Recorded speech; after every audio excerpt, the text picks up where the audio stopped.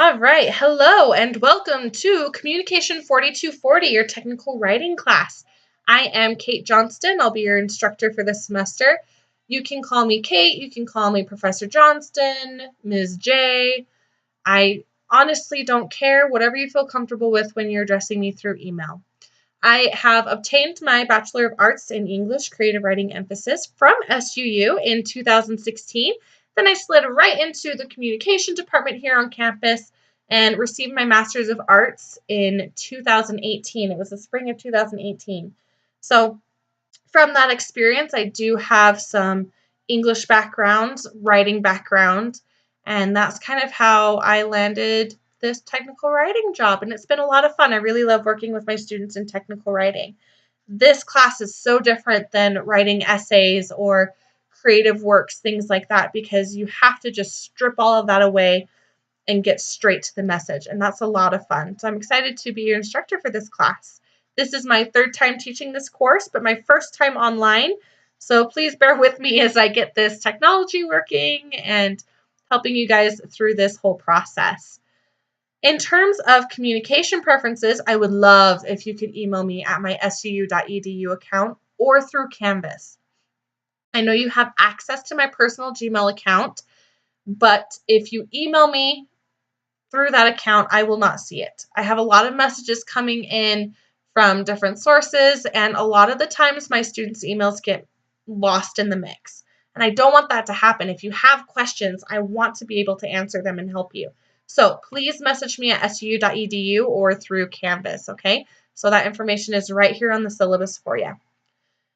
For our office hours, this is an online class, so we don't have face-to-face office hours. But if you have any questions, please, please, please message me again through my email or through Canvas. And sometimes your answers or your questions are hard to put into a message like an email. So if you're having a hard time articulating the question that you have, or you're just not getting it through the messages I send you, let's set up a time to Skype or FaceTime so that we can have that continuous message and that communication going on, and we can get to the bottom of your question. Pardon me, I'm still suffering from a cold a little bit, so if I sniff occasionally, I'm sorry about that. The next thing we have is your textbook. Yes, you do have a textbook for this class. I know a couple of you guys emailed me. You do have a textbook, but it is up to you whether or not you want to purchase it. I personally like to purchase my own textbooks because I like to write in the margins. I like to highlight, put down any notes I have, dog ear the pages, things like that. Or with the Kindle edition, I like to do the same thing minus the dog ear because, that's not possible. So I have provided you the Amazon link to the textbook. It is the Handbook of Technical Writing 10th edition by Gerald J. Allred. You can probably find it cheaper maybe on thrift books, but I looked there the other day and couldn't find anything. Amazon is really the best place to go. I would not suggest purchasing this brand new. $60 is a little bit steep for this handbook, even though it is a great resource. I would suggest that you buy it used or you get the Kindle edition. So the Kindle edition is about $30, and for me, it has been well worth the price, not just because I'm teaching this class, but because this handbook provides me with the reference information I need on the day-to-day basis where I'm doing technical writing in my field of interest. So I purchased the book through Kindle, love it. I can have it with me anywhere I am, on my phone, on my tablet, whatever. If you would like to buy used, which again, I would encourage that over buying new, you can buy a spiral bound used, or there are other sellers who are selling this book used, and it's no skin off my nose if you want to buy it used. Or if you don't want to purchase it at all, that's completely fine too. I found just a little while ago this awesome link. I'm nerding out over it. I think it's awesome because the entire 9th edition, which is only one edition older, is online. Not only that, but it is a little bit easier to use. Instead of having to flip through your pages to get to the location, I found this nifty trick. Let me get to the contents page. My internet is a little bit slow, so I apologize for that. So this handbook is interesting. It does give you all the information you need to succeed as a technical writer, but because it's a handbook, everything is listed alphabetically within the text itself. So contents by topic is where I'm going to pull the page numbers from and things like that. When you are using your Kindle or your hard copy, again, you have to flip to find the page. This is so cool. I'm nerding out over this. I love it. You can click on it and it takes you directly to the page. I have been using this PDF for an entire year and didn't even realize that until I started recording this video. So if you want to learn information on manuals, newsletter articles, things like that, you just click on the topic and it takes you right to the page. So I would highly suggest utilizing this PDF if you're more comfortable doing that than flipping through pages. But if you still want to write in the margins and things like that, definitely get the hard copy. Again, I don't care which one you get as long as you get the information. All other texts will be provided through Canvas. This textbook is kind of supplementary. It's what you're going to take with you when you get into your career and you start working in your field of interest. I will provide more traditional textbook chapters and texts through Canvas in the module section, which I'll take you through after we look at the syllabus. This course is a writing course, which means it's going to be writing and reading intensive. But instead of a research class or a creative writing class, anything like that, this type of writing is very linear. It's very analytical. We're stripping away all of the creativity to get straight to the message and make sure our audience understands what we are trying to say. And that, for me, is the fun part of technical writing. It's like putting pieces of a puzzle together to get the image that our audience needs without superfluous text. And I love that about this. So because this type of writing is so different for most students, because we've been focusing on academic writing, we are going to have a lot of readings. Not like a lot, but we are going to have a good amount of readings and a good amount of quizzes to kind of reinforce that information for you guys. So make sure you're staying on top of those readings and you're approaching me with any questions that you have so I can answer them before the deadline of your assignments, okay? You can look through the learning objectives on your own. Basically, I want you to improve your writing skills. I want you to think strategically, analytically, critically, and this is one of the best ways to do that. Let's jump right into late work. Hate it. Don't like it. I will not deal with it, to be perfectly honest. Deadlines are so hard and so fast in the professional world. There's really no room for late work. And that's the same with this class, especially since it's such a short class. We're only doing the first session. So again, no late work. Of course, there are going to be special circumstances. If you think you have one, come talk to me and we'll make something work out. But in general, no late work. You can submit it because I don't have the block on the assignments where you can't turn it in after a certain date, but you will receive a 0 even though you may have some comments from me on it, okay?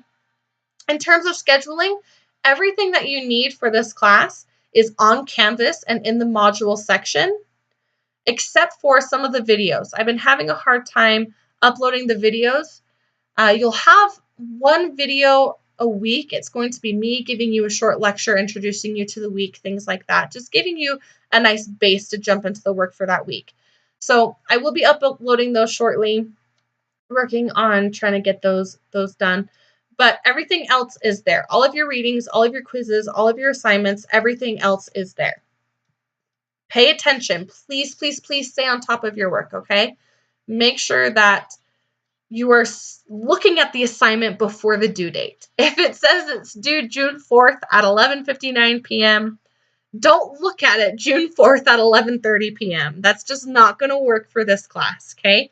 Make sure you're looking at the assignments before they are due, so as you're working on the readings, you can really start to apply the readings to the assignment that we have at hand. Next, we have extra credit.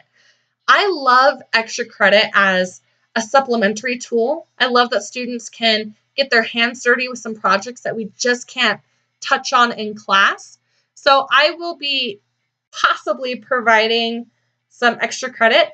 But what I really love is when you guys approach me with extra credit opportunities. A lot of my tech writing students are not communication or English majors. Most of them are. I only have a few comm majors.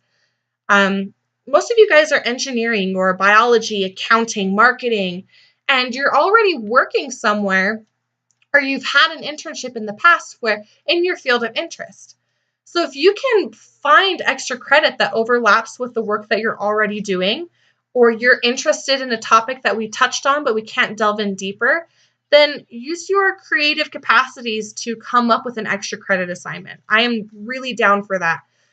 But keep this in mind right here. You will not get extra credit if any of the major assignments, which are any assignments aside from the readings and the quizzes, have not been completed, or you received less than a C+ grade on those assignments.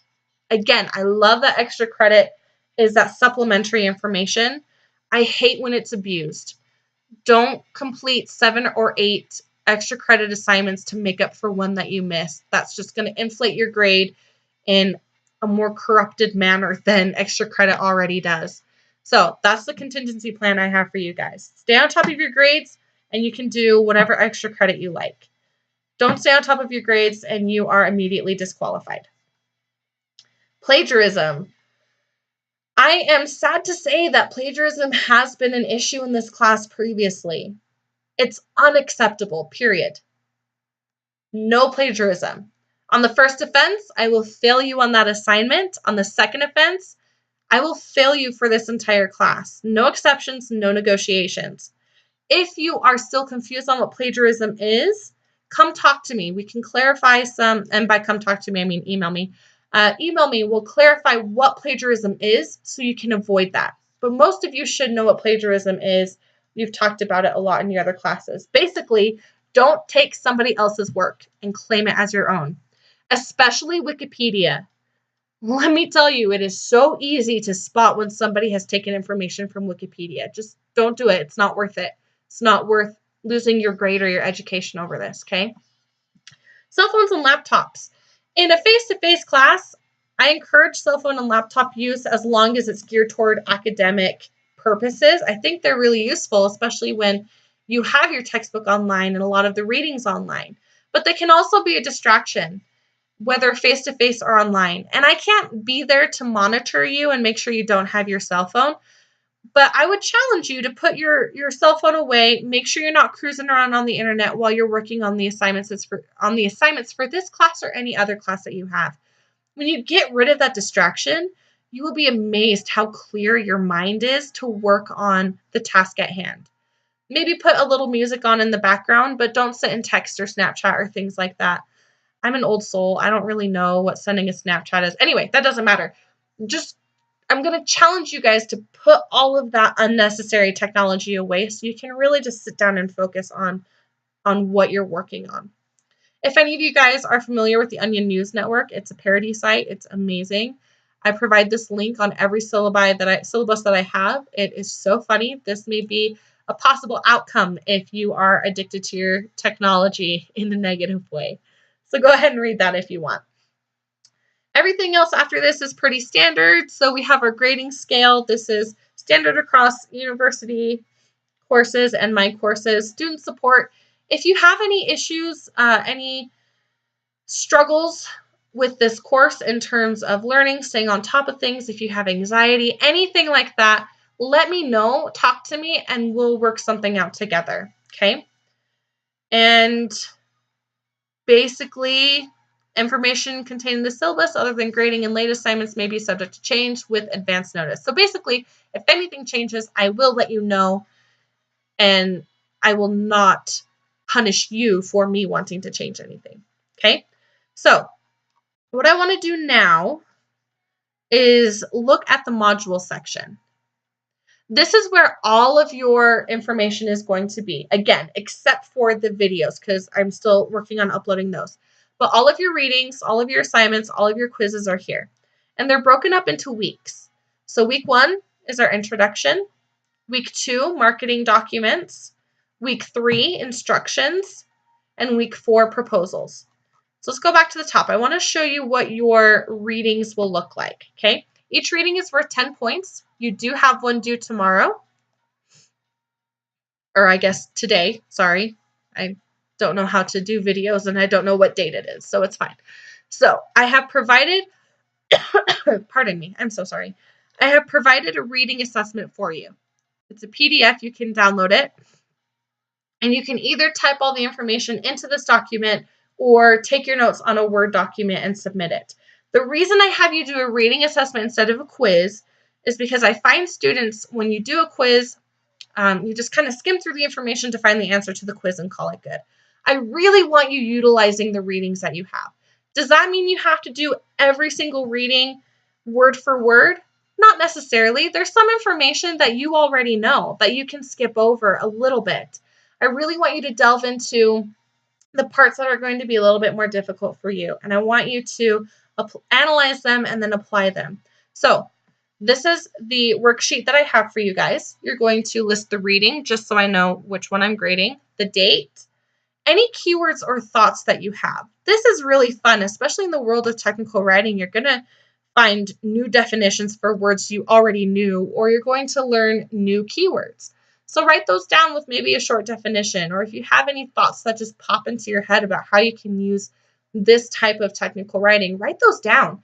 And that way it really, really retains in your brain, in your noggin, basically, the information that you're reading, but also it provides that kind of base for you to go back and do your own research, if that makes sense.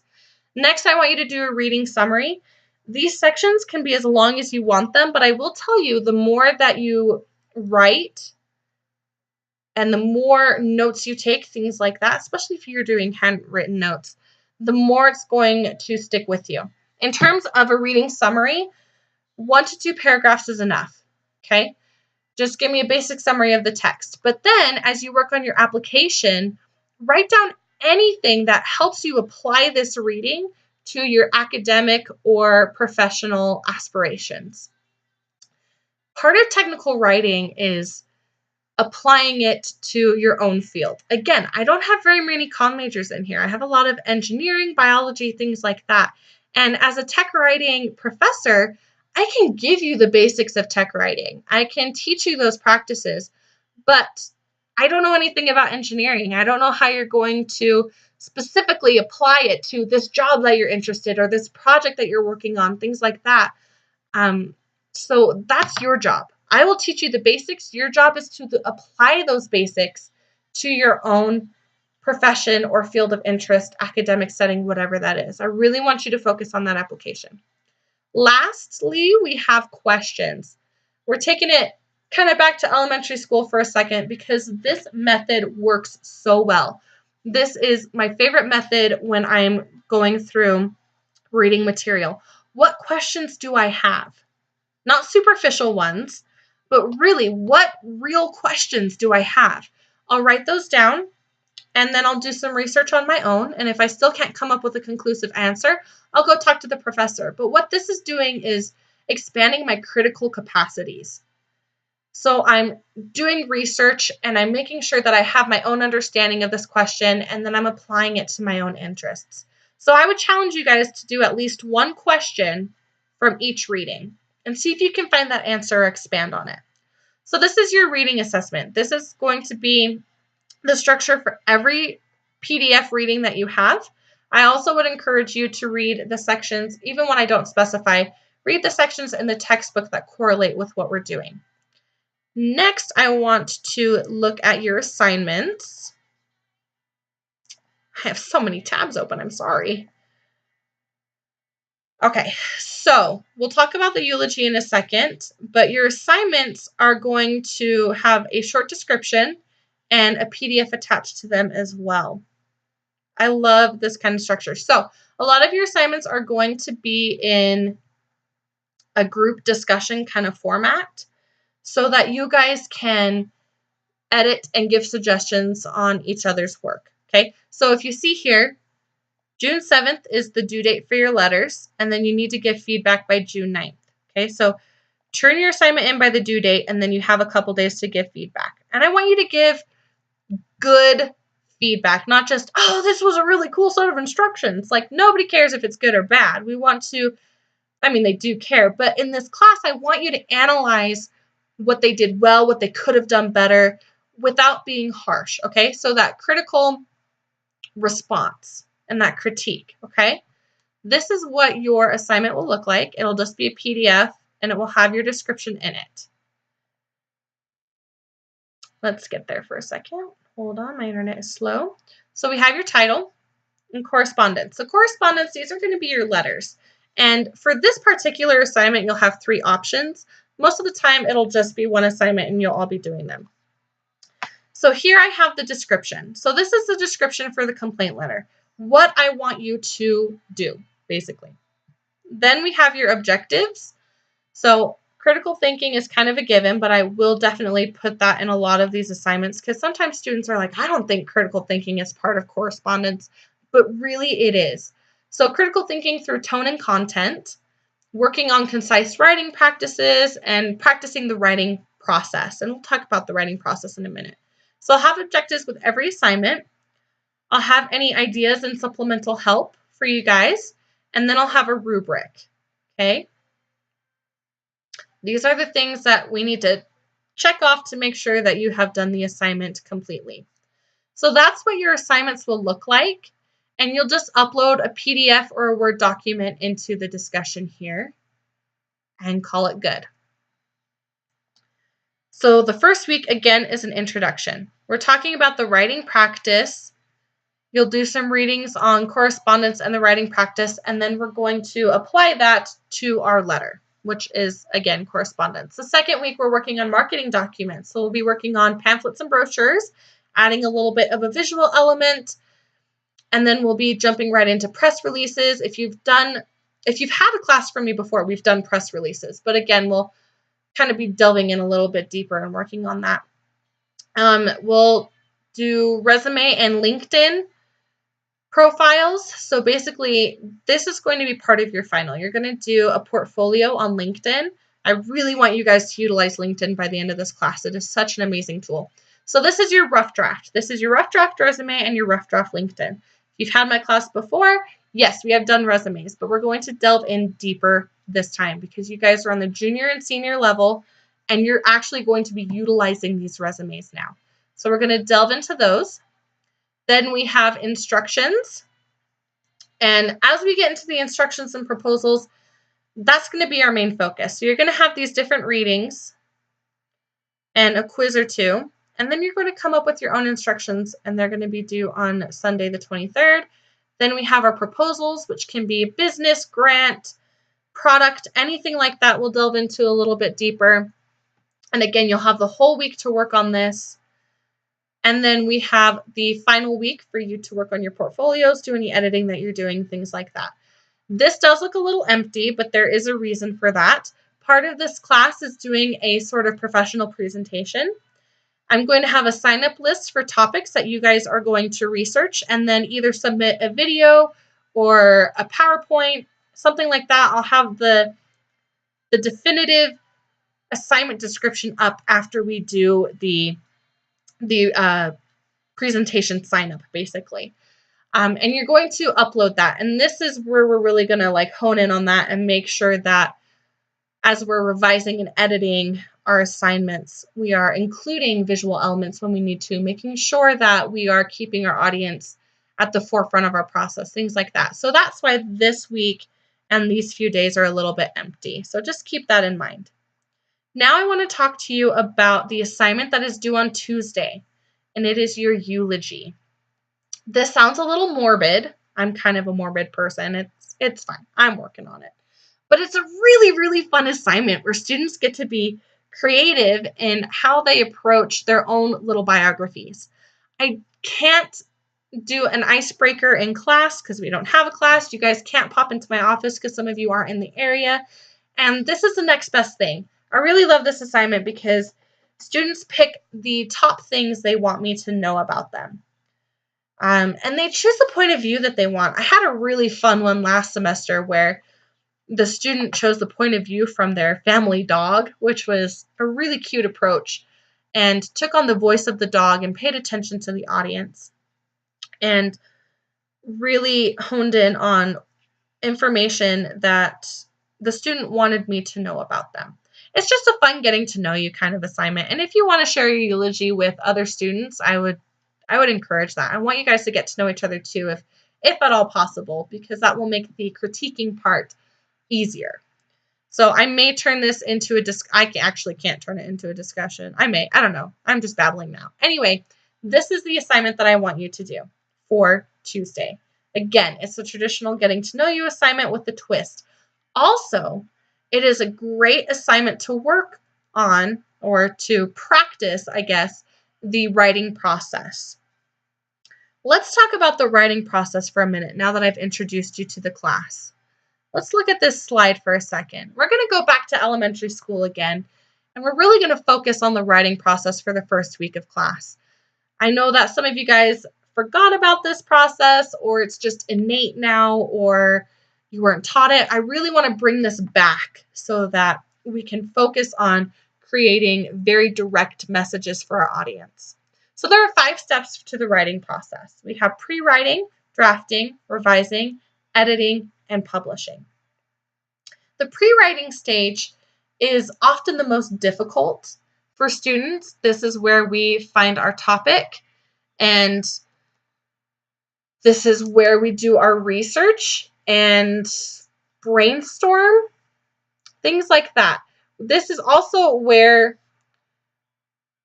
sorry, one second. Sorry about that. This is also where we really analyze our audience and how we are getting the message across to our audience, okay? So all of that goes into the pre-writing. Basically, you're building everything up so that when you get to the drafting stage, you can just put all of the information on the page. Your entire message goes on the page. The description I like for this, even though it's kind of gross, is barfing everything onto the page, okay? You're just laying it all down. You're not worrying about your internal editors or your external editors. You're knocking them out, and you're just putting information on the page from your pre-writing steps, okay? After you have a couple different drafts where you're going through and taking out information that your audience doesn't need to know, but you needed to know to help your audience, or adding information because it doesn't make sense, we're going to do more in-depth revising. Yes, drafting and revising kind of overlap, but drafting, again, is just getting the information on the page. Revising, contrary to editing, is big picture ideas. So, revising big picture ideas, editing on the sentence level, where we're looking at grammar.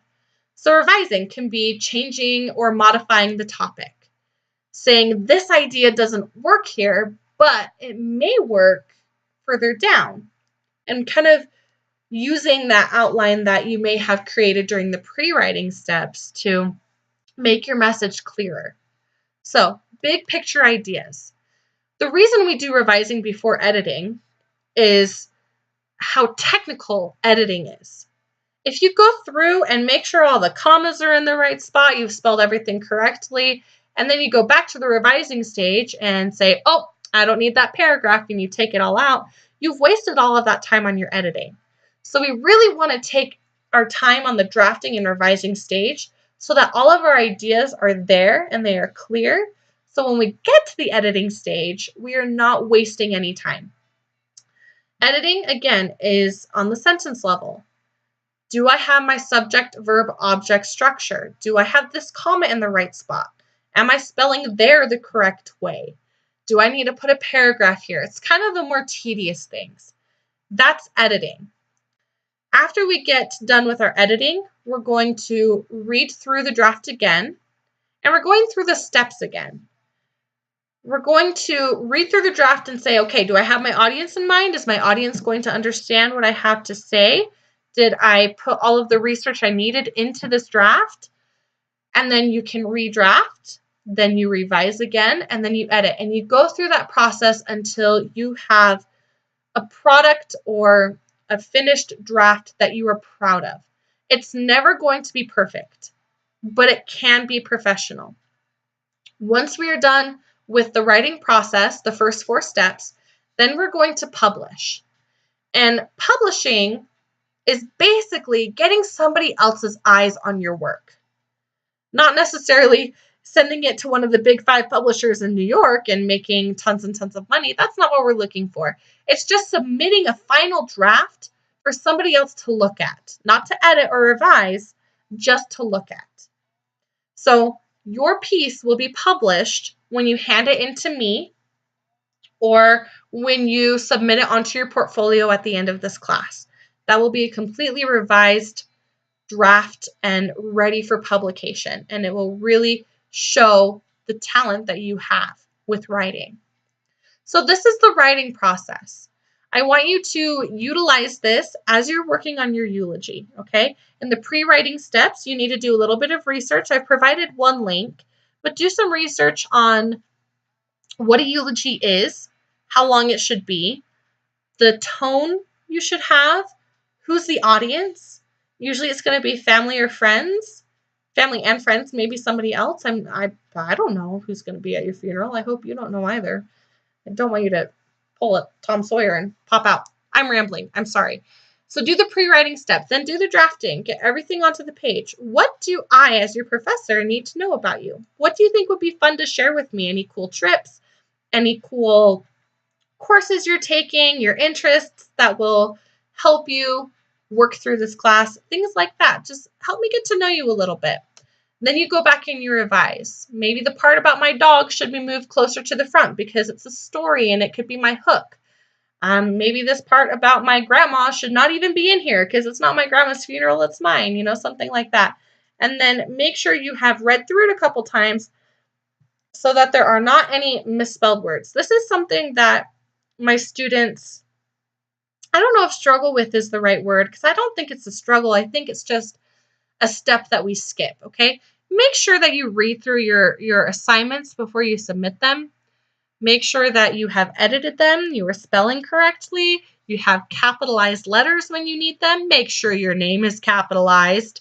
I cannot tell you how many times my students submit work and their names are not capitalized, okay? Go through your work. And then publishing it, we'll be sending it in to me so I can review it. The last thing I want to touch on before you jump into this course and this assignment are the 2 hardest parts of this class. And you're going to, I think, see that with this assignment. The first thing that's hard for my students is time management with this kind of class, okay? You really need to stay on top of your assignments. You basically have 1 day to do this assignment, 1 or 2 days to do this assignment. And I am looking for quality product too. That's another thing that we're going to practice in this tech writing class is drafting, getting that message out really quick. You will have 1 week to do a proposal. Some companies won't even give you a week to do a full-blown proposal. They'll give you 3 days, 2 days, maybe even just an afternoon. So work on your time management. Really get going on this assignment and go through that process. The second thing my students struggle with is how vague the topics are. I do this on purpose. Let's go back to when I was talking about your specific career interests or studying, whatever you're studying, things like that. I can teach you about technical writing. I cannot teach you how technical writing fits perfectly into engineering. So I leave the topics vague. I have you come up with your own topic. And that's going to really use your critical thinking skills.